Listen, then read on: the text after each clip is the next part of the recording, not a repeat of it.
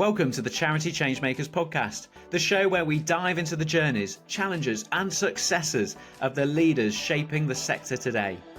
Each episode I'll be sitting down with the senior charity leaders to hear their stories, uncover their insights and explore what it really takes to drive change today. And if you enjoy the podcast, I'd really appreciate it if you could subscribe, like and share to help us reach as many people as possible and showcase the incredible charities that are coming on the show. So whether you're a charity professional, a trustee, thinking about joining the sector or making that next step in your career, or just passionate about making an impact, then this podcast is for you. Let's get started. I'm delighted to be joined today by Rob Green, and it's a completely different conversation to every other guest that I've had on the show so far, because Rob doesn't currently work within the charity sector, but actually works within a commercial setting, as well as having his own investment within his own business and doing some consultancy work, of which some of them are charity clients. Rob's background is within fundraising, starting as a street fundraiser, and then getting exposure into working within digital and technology and IT, and bringing those two worlds together.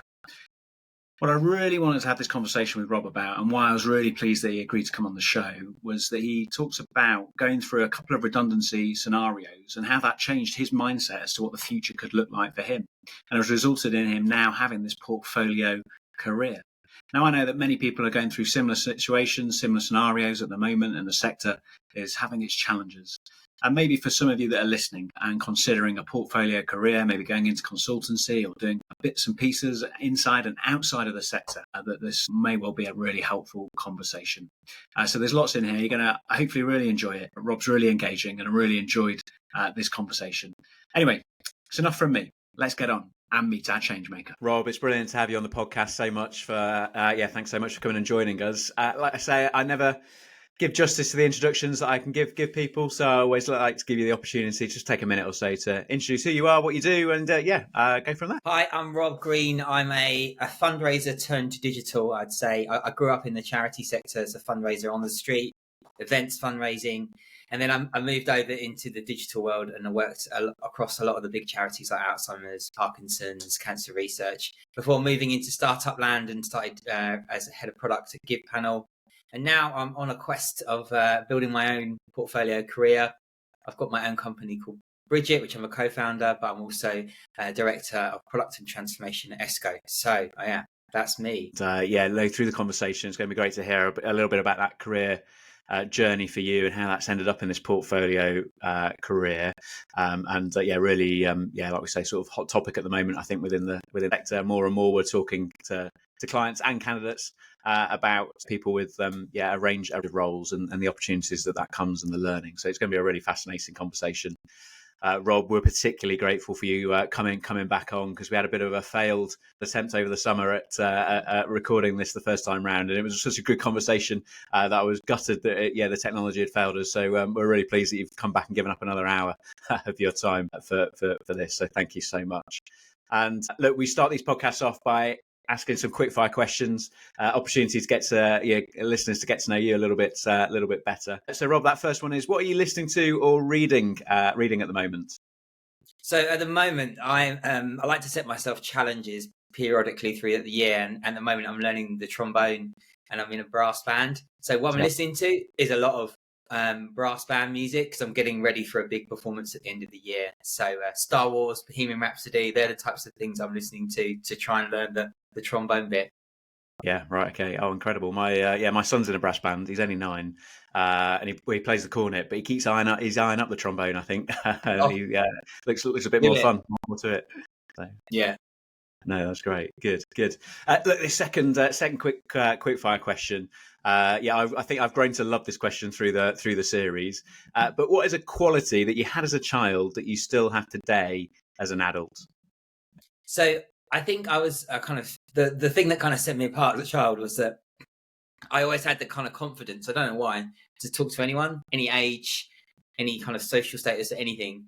I was in hospital quite a lot, so I had to talk to quite a lot of grown-ups in terms of doctors and nurses and things. And I think I still have that now, which is that like I can have a conversation with anyone at any point. It worked really well when I was a face-to-face fundraiser, and it works great now. I do digital transformation where I have to go and talk to kind of all levels of the organization, and it's seen me through my career, that kind of ability to just chat to people. Yeah, absolutely. No, I'm sure that's a thread that'll come out as we move through the conversation. And the final quick fire question then, Rob, is I don't know how often these come around for you, but if you get a completely free day, how are you spending it? So I bolt for the garden, and I normally do some form of DIY or manual labouring. I think I spend a lot of my time on the computer in my head thinking about things, and anything to do like some, cutting some wood or building a fence or helping my wife with the garden, I'll go for it and get some vitamin D. So yeah, completely free day outside in the garden, just enjoying whatever the weather is. Yeah, no, that's brilliant. Great, good. Oh, well, lovely. It's great to get to know you a little bit better. And look, we always start off with this question of asking people how they got into the charity sector, because it seems like very few people sort of set out with that career goal to become a fundraiser or a charity specialist. So, what was that first step into the sector like for yourself? So I think that, well, the thing that predated me actually joining the sector was that I think I grew up where giving to charity was quite a common thing. And I remember very clearly every Saturday I went to Chelmsford town with my mum and dad. My dad would give me £1 to go and give to the person collecting the charity money with the shaking their tin. And I think that was kind of drilled into me, and comic relief and all those things, those moments kind of were really interesting, exciting for me, like charity. But the thing that really got me into the sector was I was working in a factory in Wickford, which is kind of, it was not really where I wanted to be in life. And I saw an opportunity to be an on-street charity fundraiser, and they were kind of taking on people who just left university, and willing to give them a go. And I applied for a role for Concern, the international development charity, and got it. And it was that role that kind of really got me into the sector and got me really excited about that. I did some volunteering things before that kind of got me more interested in it and understanding, how to get into the charity sector. But on street fundraising, I've hear a lot from kind of the kind of fundraising people at the moment that, start out on the streets. It's a great way to learn the craft of relationship, fundraising. Yeah. And talk to us a little bit about that, because I guess everyone listening or tuning into the show will have walked past a charity fundraiser out there on the streets, and I guess, I don't know, the majority of the time you probably walk past or try and ignore in that conversation. Talk to us from the other side about trying to engage people, what that's like, because I guess there's a fair amount of rejection and resilience that you're having to build right in that role. Absolutely. I think especially in London, I think we're around central London. So I'm from Essex, and a lot of the time I'd be in East London or central London. I'm not going to say everyone was the same, but like there was not a lot of time for charity fundraisers where I was doing it. So I feel like you learn quite quickly to kind of build up that resilience and just understand that some people are just, they're busy or they're rushing or they just don't have time for you. And you just got to not be offended if people don't talk to you. You're probably hoping to get one or two a day where you sign someone up, the right kind of person, not just someone who's going to cancel it. And you're working all day to do that. And it's an amazing feeling when you get someone who's genuinely interested in the cause and is committed to giving and wants to sign up. And hopefully you can help them to kind of feel good, which is what I think fundraising is a great kind of dopamine hit for people, giving to charity. So I'm like, I'll enjoy kind of sharing that. So it's a hard graft. You learn how to kind of do your elevator pitch over and over again. You learn how to engage with people.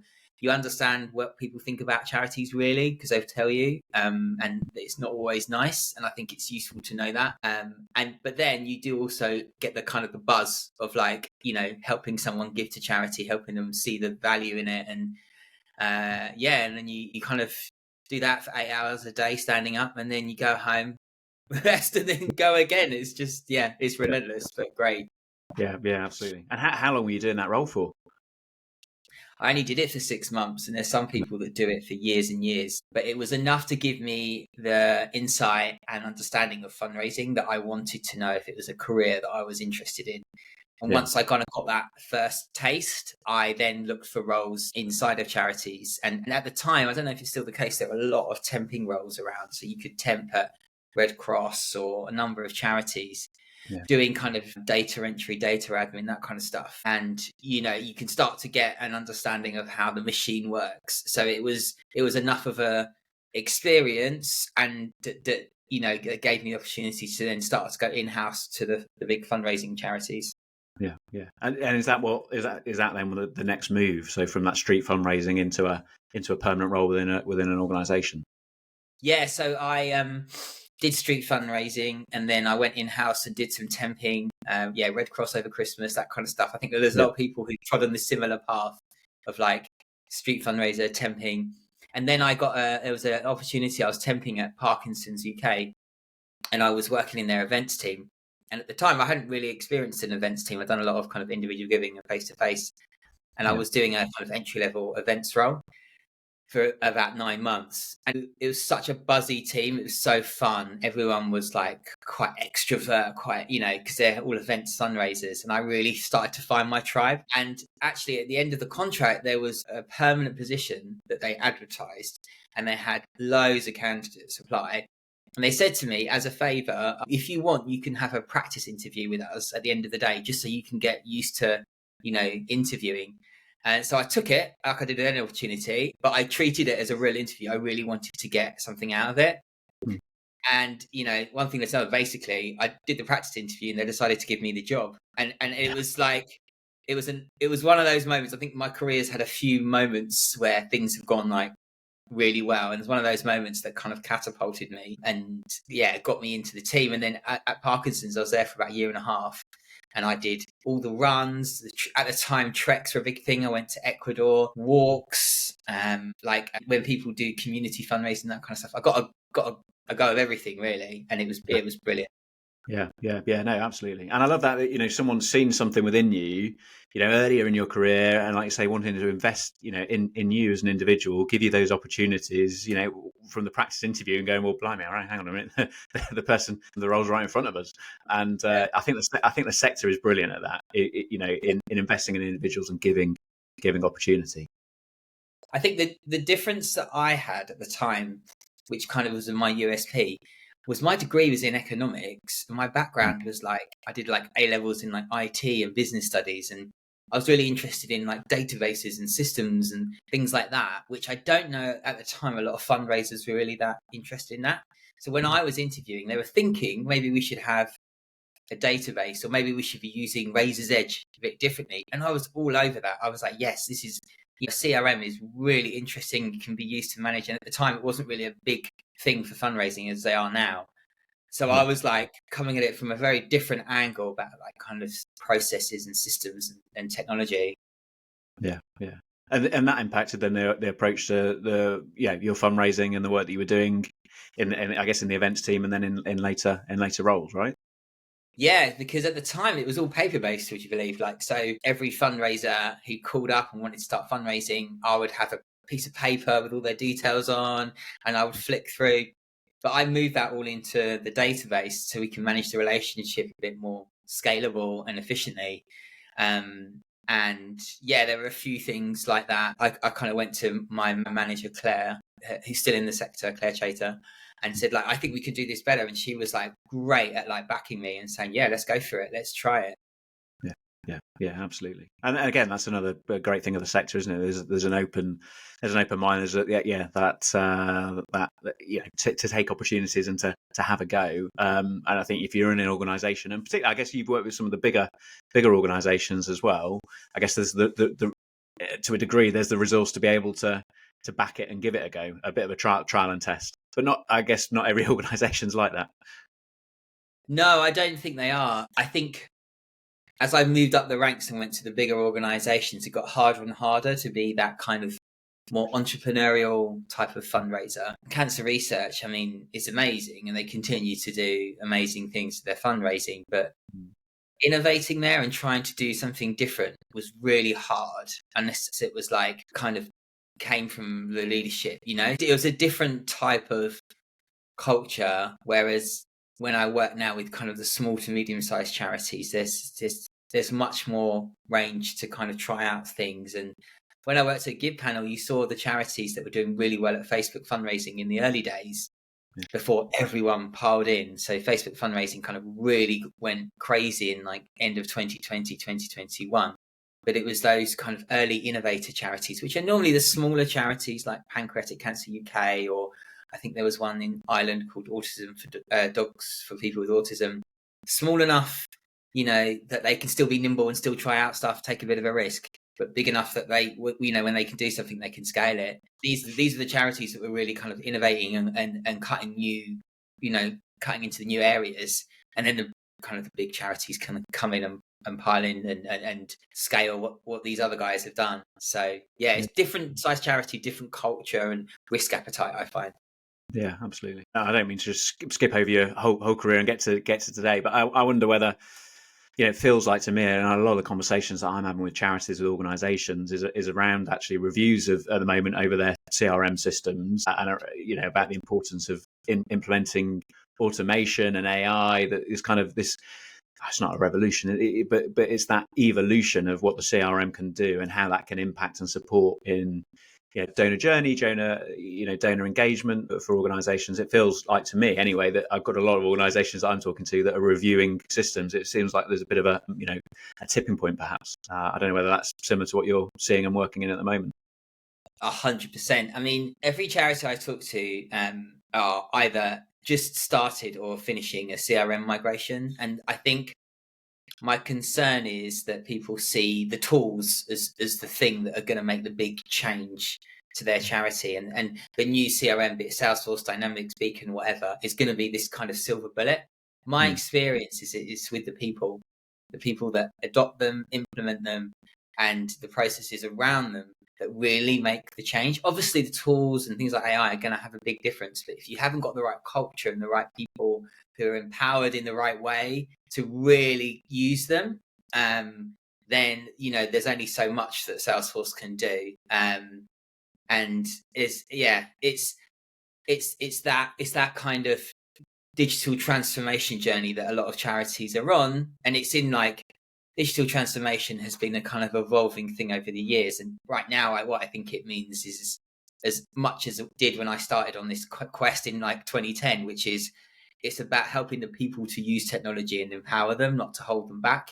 Yeah. And now it's CRMs and AI. And back then it was, Just Giving and online digital fundraising and marketing ads and things like that. Yeah, absolutely. But I guess you bring this really nice, unique perspective, don't you, from the experience of being on the street and trying to engage in that public facing, from events fundraising, where it's all about the relationship, and then also, I guess, the digital skills and that you built over many years, and seeing the value of that and trying to draw those two things together. It's you can't lose that human element in any area of fundraising, can you? No, and there's a few areas that I find digital really interesting. Obviously, I think it's fairly standard now how you would approach an event or individual giving campaign. There's pretty good tools and techniques out there. But say something like legacy fundraising or in-memory fundraising, where it's still a bit, ambiguous. How do you go about doing in-memory fundraising online or corporate fundraising? Something that I did early in my career was I worked with the corporate fundraising team at Alzheimer's Society. And what we did was we were looking at how we could use technology to really power them. And the area really that they needed help on was the staff votes when they're doing corporate charity of the year pitches. But what we figured out at the time, this was probably 2011, was that you could use LinkedIn ads to target the staff at the charities that you were trying to get to vote for you. At the time, no one was really going that kind of hyper focused. And I remember at the time thinking, not only can we target that company, we can target the CEO if you want, or we could target the key decision makers in the departments. And we use that when we're doing staff votes, and it definitely worked, because a few times they fed back they were really impressed that we'd targeted them on LinkedIn and created a bespoke landing page for the charity of the year. And I think these things are old hat now, but at the time, it was using technology to empower all these different teams.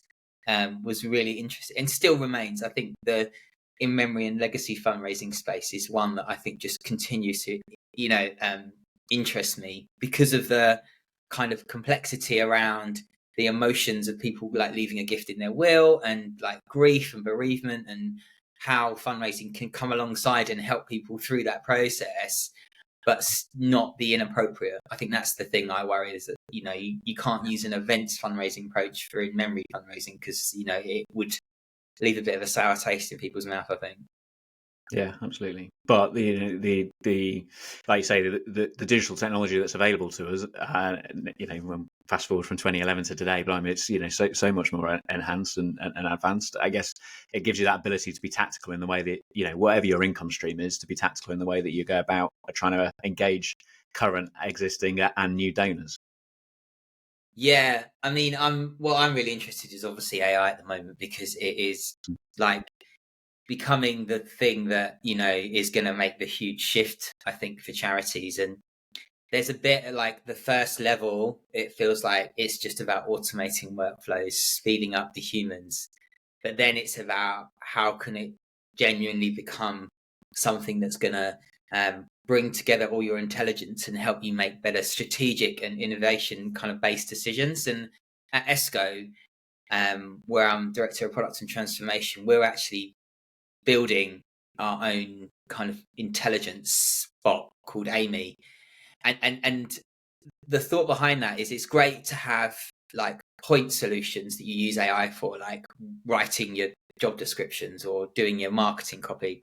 But really, when you stitch together all your systems and processes and get AI to start learning about how everything's going and all the data points and your regular giving rates and all that, then that's when it gets really interesting, because it's more than just helping a human to do something quicker. It's actually helping humans to behave and act more intelligently. And I'd love to see how that's going to happen in the fundraising space, because there are lots of steps kind of coming. There's a new product, I think, by Dataru called Prospect AI, where it's using the Dataru system to kind of go out and prospect potential leads and then start targeting them. And I actually went to an event last week by a company called RGive, who are, again, a donation platform, but they have got an AI model behind it that's plugged into the CRM. And it's not just saying, here's a pretty donation form. It's saying, here's a donation form that's customized for this specific donor based on everything we know about them and everything we've searched online about them, that's going to optimize conversion. Now, that is like a bit, sometimes people feel like that can be a bit ick, like going too hyper focused, but like just having that ability to treat everyone like a major donor with technology, you can bespoke and tailor every campaign to every individual, I think is absolutely amazing. And you see it in e-commerce when you're shopping, that everything's optimized based on what you want to buy. So why can't it be the same for fundraising? But there's a moral and ethical kind of minefield here that we need to kind of figure out as a sector. But if we do, I think the opportunity could be massive. And with that technology and the products and the things that you can see that are coming down the road, I mean, do you think that's a major shift in, I guess, an approach in what, the next 6 months, next 4 years? I don't know. What's that time scale? What's that kind of look like? You know, where should organisations be in the curve? Yeah. I think the platforms that you're using to fundraise, you should really be making sure that you're really sweating the assets, like you're really getting them to work as hard as they can. And there are so many. So with Bridget is a company that helps you integrate all your platforms together, basically. So I've got this privileged position where I'm going out and talking to every fundraising platform and trying to help them integrate better into CRMs or email journeys, etc. But what I also get to do is I get to see the range of platforms that are out there and all the different functionality that they offer. And it is vast. You've got everyone from like GoFundMe, who are massive and they are innovating at a tremendous rate with new functionality all the time. They're a fantastic team, big American, you know. And then you've got someone like GiveWheel, who are also moving fast. There's like 2, I think 3 of them now, who are coming up with new approaches to kind of more donor-led fundraising and different. So, I mean, I'm not saying that the incumbent platforms like Just Giving and Enthuse are not good, but I'm saying there are a lot of choices out there, and you've got to make sure that you've got the right one to fit, you know, the what's happening. And I don't think it's like AI is going to be here in a year or two. I think it's definitely right now. Like you're starting to see it not just in workflows, so like create your email journey quicker using this, like actually, let's use it to power decisions you're making about who you're targeting, what donation asks you're asking for. Like Fundraise Up have always had that in their platform, the ability to kind of target people with the right donation amount based on intelligence and their behavior. So what I would say to anyone now is looking at how they can start to use AI and things. Look at the systems you've got and look at how they're using it and how they're adopting it and their approach to it, because they should be already doing things with it. And if they're not, I think you need to look around a bit and make sure you've got the right platform. Yeah, I guess that was going to be my next question for people that are listening to this and going, blimey, I feel like I'm a little bit behind where I should be. What should that next step be? Well, I think what you shouldn't worry about is like trying to know in depth everything that your platform needs to do. Your platform should be supporting and helping you do that, and they should be innovating. And I think we've got a great market for fundraising donation platforms because there's a lot, and it's quite a saturated market, but that breeds the right kind of competitiveness and innovation. So you should be looking at what their roadmap looks like, and you should be asking them questions about how they're going to be adopting AI into their, So my advice would be to look at your current systems and see where they're at. Do a review. I mean, you can use ChatGPT to ask to do a review of what fundraising platforms are out there and what kind of functionality, and then do a critique on your one. And then my advice, if what's holding you back is that kind of dreaded CRM integration move, which no one wants to do, there are now companies like Bridget and others out there who specialize in integrating. And the reason we started Bridget, there were a number of reasons, but one of the main ones was because I hate to see charities stuck with a platform that's not delivering as the other platforms are, because it's too expensive and too hard to move the integration from the current platform into the CRM to another one. And I've seen it time and time again. It's like, oh, we always use this platform because we've got the data going into our database now, so we don't want to move it. And like, yeah, but you're missing out on so many other platforms out there for doing different things. Now, what I'm saying is that integration now is not shouldn't be a blocker. It shouldn't be a barrier to move, because there are platforms like Bridget out there that can help with that. So yeah, if you're a fundraiser, a lone fundraiser, look at what's out there, look at what your platform's doing and start to ask them questions. Are they keeping up with all the kind of innovations? Ask ChatGPT, it will tell you. Yes, yeah, absolutely. Go away, do the research, ask those questions. Yeah, no, that's great. And Rob, one of the reasons that we, really keen to have you on the show was, obviously you've got great charity sector experience, but actually today you're not employed by a charity, and I guess you've got a portfolio career and doing a couple of things. It'd be great to talk about that journey for you, how that transition came about, and then we can talk a little bit about how that works for you at the moment in your career. But yeah, how did that transition come from within the sector to doing something a little bit different? So I kind of took a step back when I was at Cancer Research, and I was there for 6 years, and I got made redundant, but then got another role internally. And I looked at my kind of career and I looked at what was missing, and I'd done a lot in the charity space, and I'd worked kind of up the ranks into one of the big ones.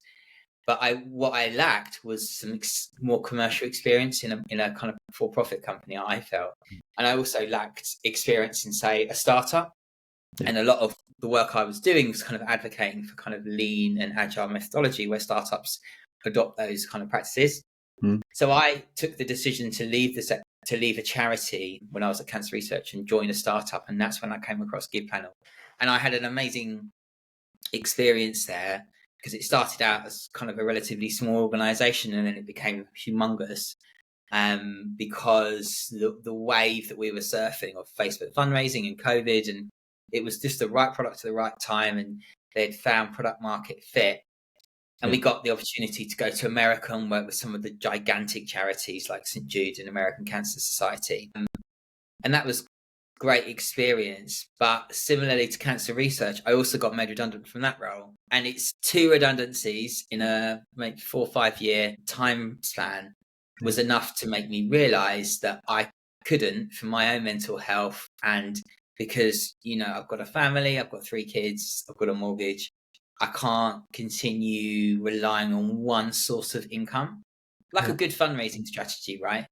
you would never have all your eggs in legacy fundraising. You would diversify your portfolio. So why shouldn't I? So I looked at what I could do and my skills and experience, and I looked at how I could potentially diversify my income streams. So when I was at GidPanel, I actually started consulting for ESCO, the company I work for now, and helping them with their digital transformation, because digital transformation was something it was like my bread and butter. I'd done it for a long time at Cancer Research and understood what it took to change tools and processes and people. So I looked at consulting. That was an opportunity that GidPanel let me kind of do.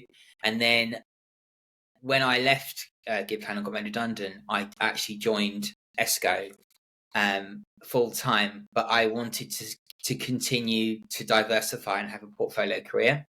So I work at ESCO for 4 days a week, but at the same time as I left in early 2024, that's when I started Bridget with 3 other co-founders, and I wanted to have some kind of control over my own company, as well as still kind of continuing to do various consulting gigs, which are kind of like the icing on the cake. Like I find it quite hard to predict consulting income because it's kind of fairly organic and based on kind of word of mouth. It's quite hard, I find, to get those types of gigs, but they are kind of coming through now.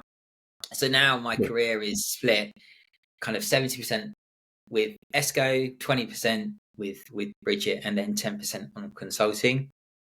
And I plan to continue to do this because I think in order to kind of migrate the way that employment is these days, you need to have a diverse portfolio of income streams.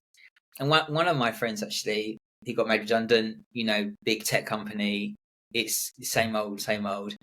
One of the things that we were talking about was actually it would be great to have something in your portfolio that is like service based. So my wife's currently training to become a gardener and she's doing a horticultural degree. And I was like, wow, imagine if you had a day a week gardening, and he was considering becoming running a cleaning business, he worked in like marketing automations at a SaaS company, but he was thinking about setting up a cleaning business because he actually has all the right skill sets to run a business. He's got lots of experience in that, and he wanted something that could help him better weather the storm that's coming at the moment, which is that, like, we saw NSPCC last week, and week before that it was, I think, another charity. These redundancies are coming thick and fast and probably will continue to.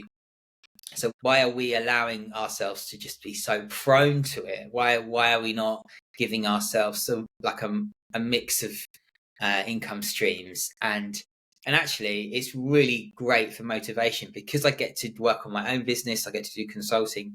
That makes me a better director of product and transformation because I'm doing a variety of things. And I think those days where I'm going to say, oh, that one job is going to give me everything I need, all the money I need, all the motivation, I think those days are gone. I'm going to look for that mix.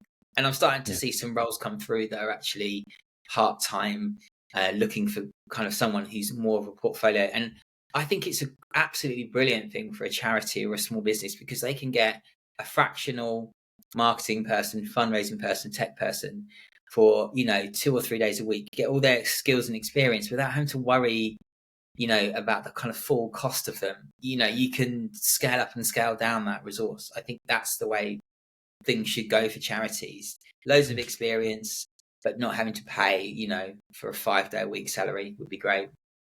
Yeah, absolutely. Yeah, and without a shadow of a doubt, we're seeing more organisations going to market with that flexibility to try and draw forward candidates in what is still a challenging market. So seeing more of that.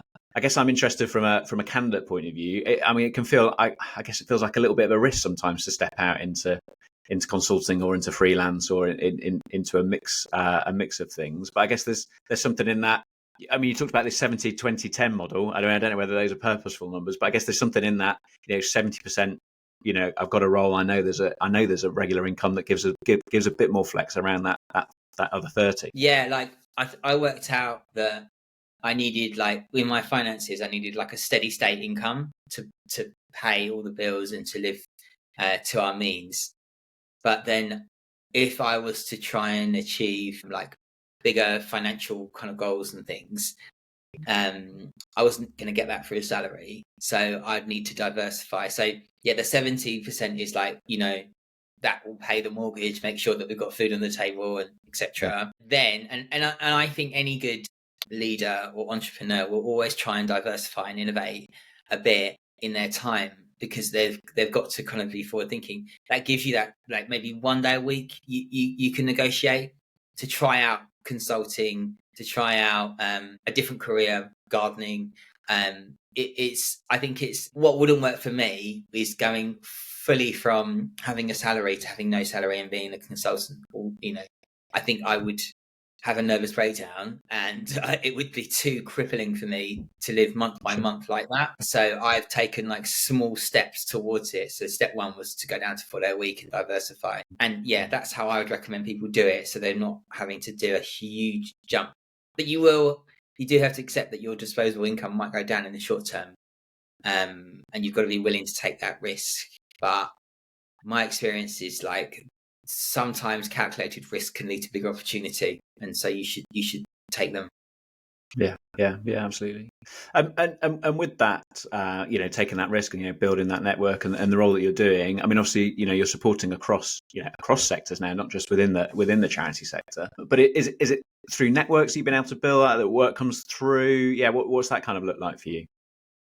I think the days of I got told by like a career coach maybe last year when I was applying for roles that your next role will probably come from someone rather than through just applying online. It's not, the world doesn't work like that anymore. And I've kind of taken that on board, and I have shamelessly been like pumping out LinkedIn content. I've been going to events, I've been chatting to people, I've been contacting people I've been doing it like relentlessly, because I believe that the network that you build is going to be the thing that's going to be, and your personal brand as well, is going to be the thing that carries you into your next set of opportunities. So yeah, I was fortunate because I worked in London and was in the fundraising charity scene when everyone worked in London in charities pretty much. And I went to the softball league. I got to know people. I worked across, Parkinson's UK, Alzheimer's Society, cancer research. So I met loads of people, and it was still the kind of, I don't know if it still happens, but like on the Friday, everyone goes to the pub kind of vibe. So you got to know everyone very quickly if you were that kind of person. And I'm still basically working off those networks that were met, in 2014 in, Angel, when I worked at cancer research. I was still working with people that I would meet through social activities working at those charities that I went to. Yeah. And there's just something important about putting yourself out there, isn't there? But I guess this also goes back to that childlike quality that you talk about, Rob. Very comfortable, happy speaking to anybody really in any type of scenario and situation, and being prepared to put yourself out there in those moments. Yeah, it is uncomfortable. Like, even if you are like a gobby extrovert like me, you still get quite. There's been some times where I've travelled a long way to go to a small networking event, and it's been absolutely dire. But you've just got to kind of see it as an investment rather than as a kind of thing that's going to bring you joy straight away. It's like, this could lead to something, it could lead to nothing.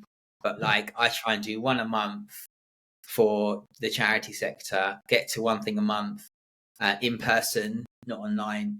And then I will set myself the challenge, much like a face-to-face fundraiser would have done, to talk to like 5 people that I'd never met before. It's like work for me, it's seeing them as a kind of a means to an end, like, rather than just as a nice to have.